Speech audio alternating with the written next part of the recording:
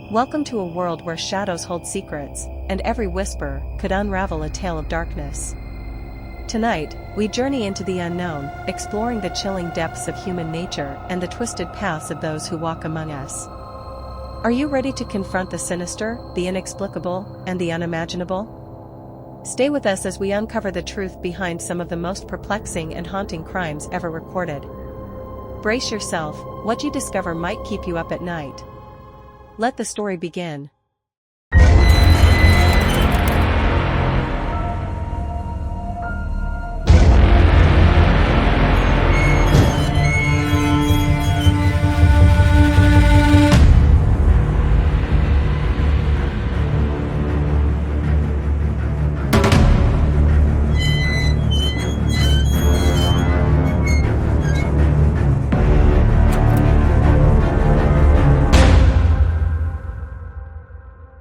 Dazed to find out what is worse than they expected was the bus that she missed the reason for her falling into this heinous act.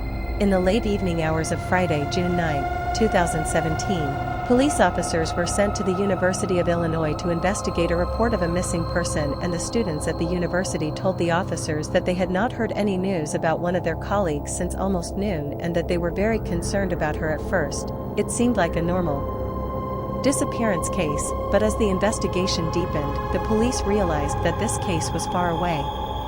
About to be normal, the missing person was identified as 26-year-old Yang Yanjiang, a scholarship student from China.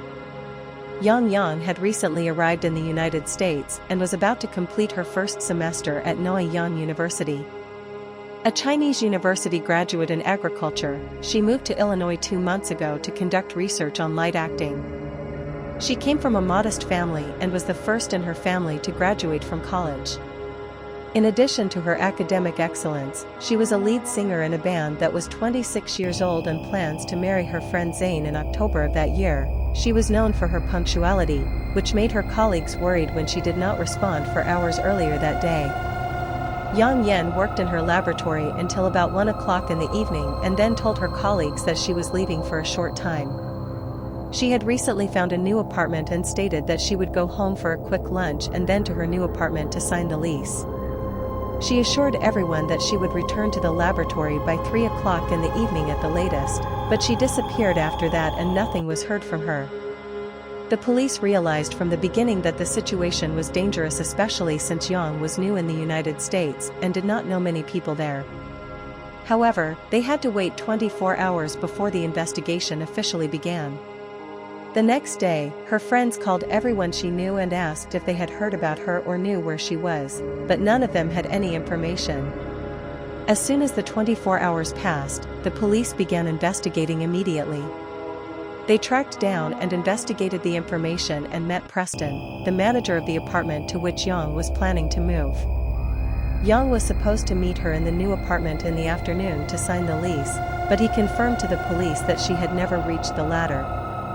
The investigators had his phone and looked at the messages they had exchanged. She had sent a letter to Ray Stone telling him that she would be available for a little while. When he asked her about the expected time of her arrival, she replied that she would arrive around 2:10 p.m. By 2:10 p.m., Young did not appear. When Ray tried to contact her again to find out if she was still coming, he did not receive any response. The police began on campus in cooperation with the student guide to distribute leaflets about a missing person throughout the city, asking for help in finding her. At the same time, the investigators continued to search for evidence while they waited for data her phone to try to locate her. Investigators traced the route that Yang Yang was supposed to take after leaving the lab. During the tracing process, they discovered surveillance cameras installed throughout the campus, in addition to cameras on the buses that passed through the area.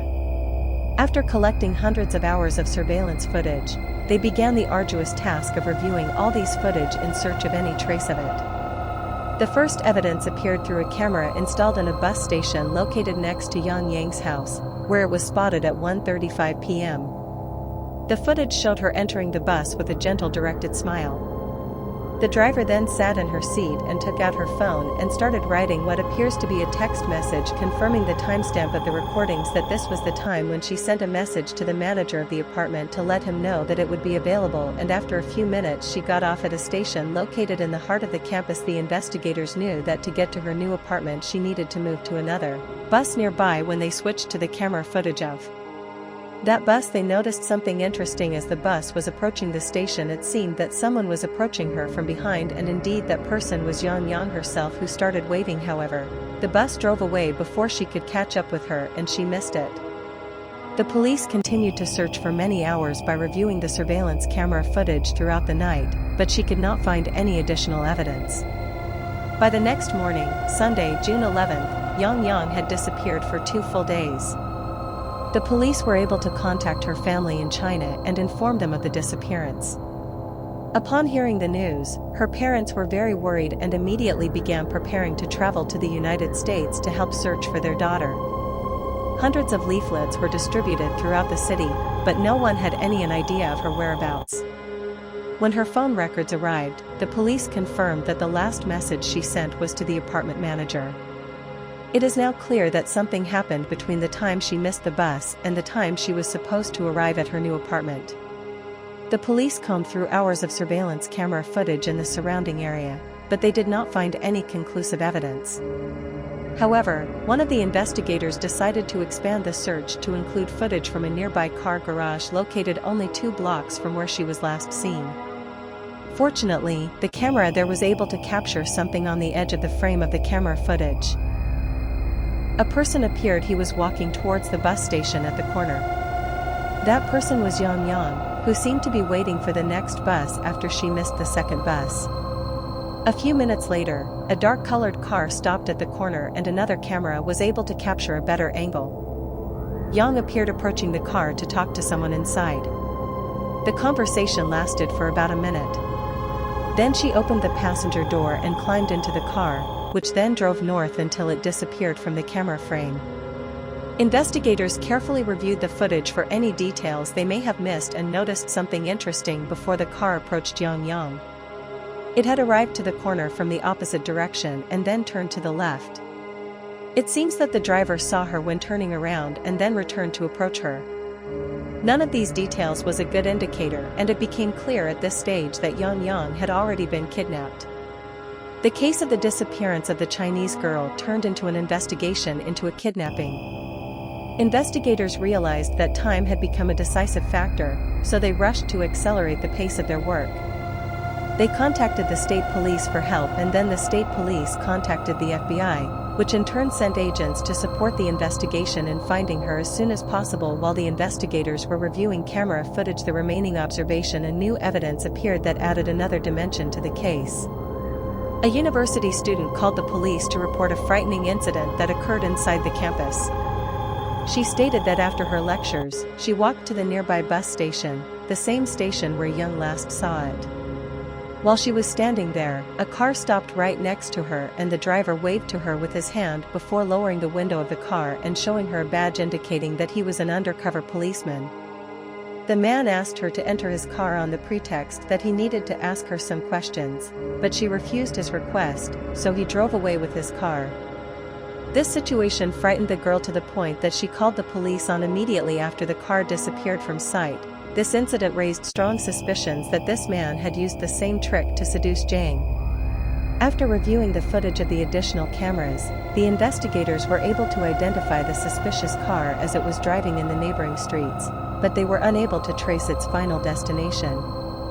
None of the cameras provided a clear view of the license plate number, but the investigators were able to determine its type as a Saturn Astra. The police collected a complete list of all vehicles identical to this model registered in Champaign County, and it was found that there were only 26 cars of this type, including 18 cars of this type. Hatchbacks are similar to the car that appeared in the video footage over the following days. FBI agents were sent to the homes of each registered owner of these vehicles to interrogate them and request permission to examine their cars.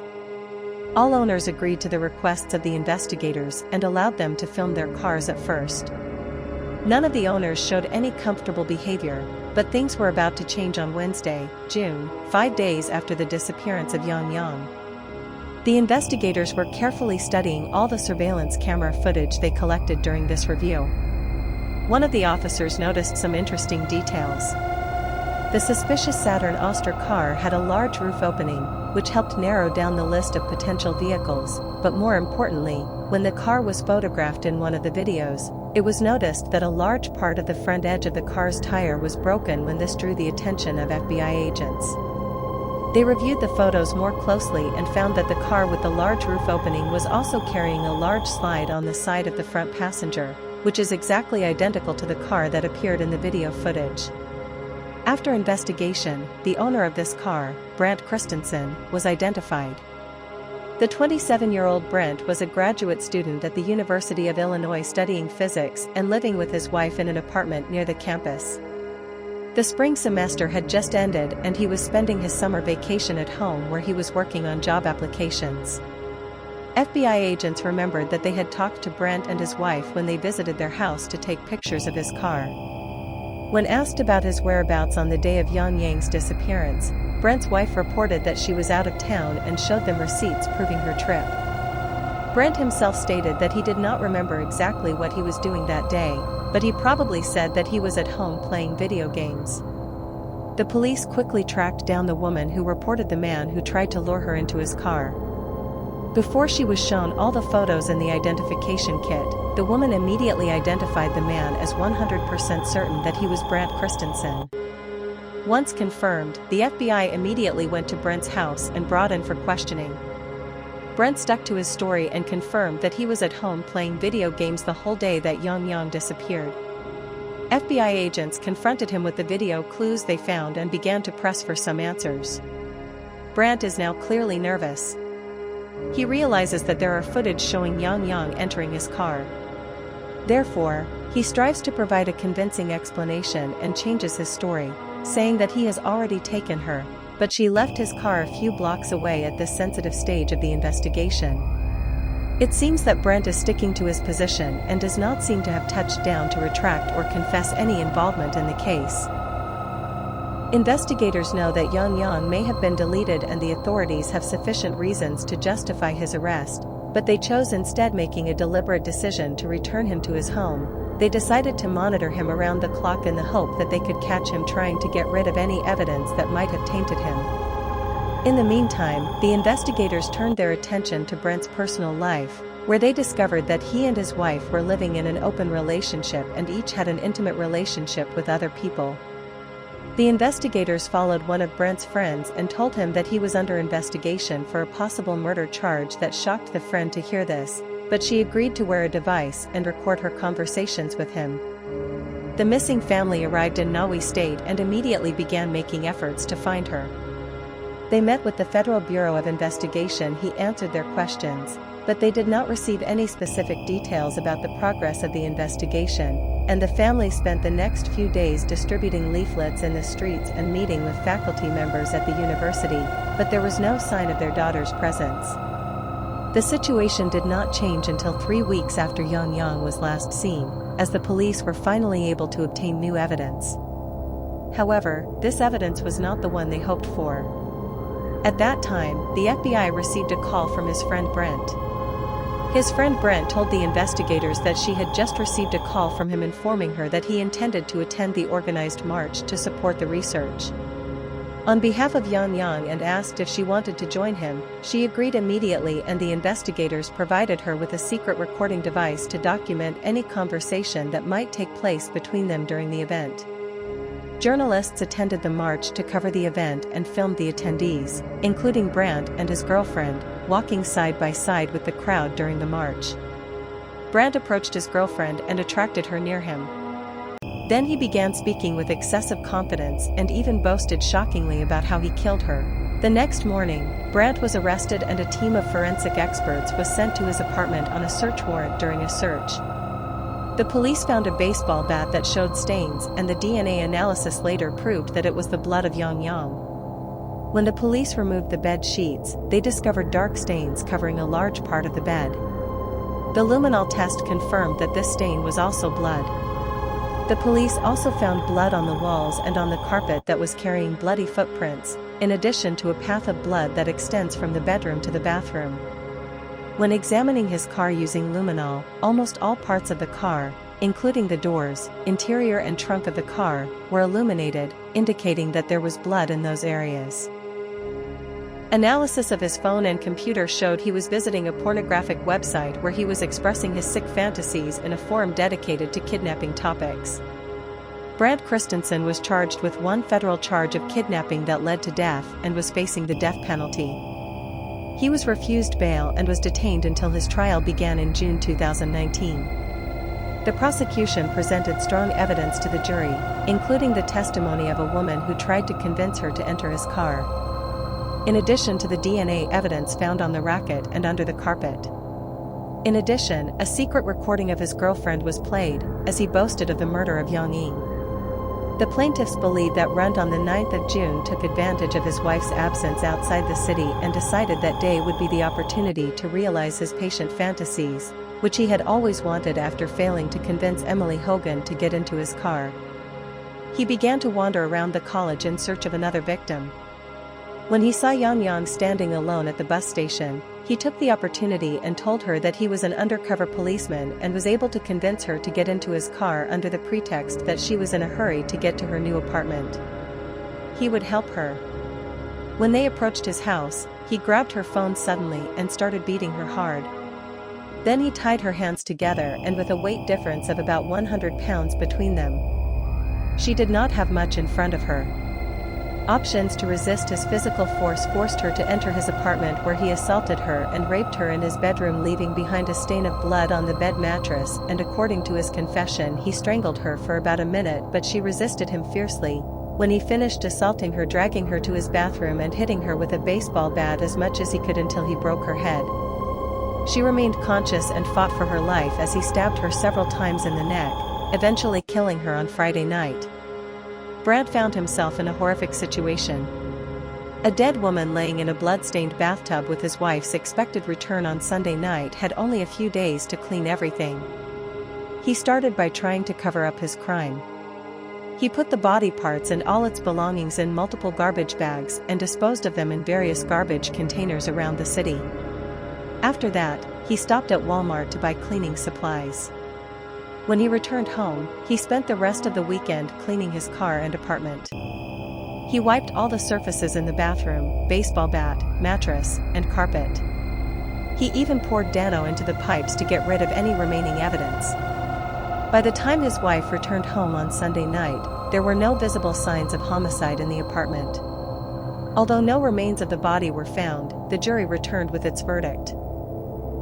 After only 2 hours of deliberation, Brad Christensen was convicted of kidnapping that led to death. In addition to 2 counts of making false statements to the FBI after the trial, Brad's lawyer informed the victim's family that her remains had been disposed of in several garbage containers around the city. By the time in which this information was released to the public, more than 2 years had passed since then, and her remains were never found, since the jury could not agree unanimously on the death penalty.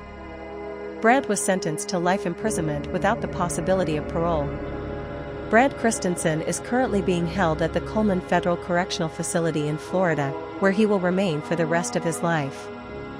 Thank you for tuning in to our channel, where we delve into the darkest corners of human nature and unravel the mysteries behind of the most notorious crimes. We hope our stories have captivated your interest. Don't forget to like, subscribe, and hit the notification bell to stay updated with our latest content. Stay vigilant, and remember, the truth is often stranger than fiction. Until next time.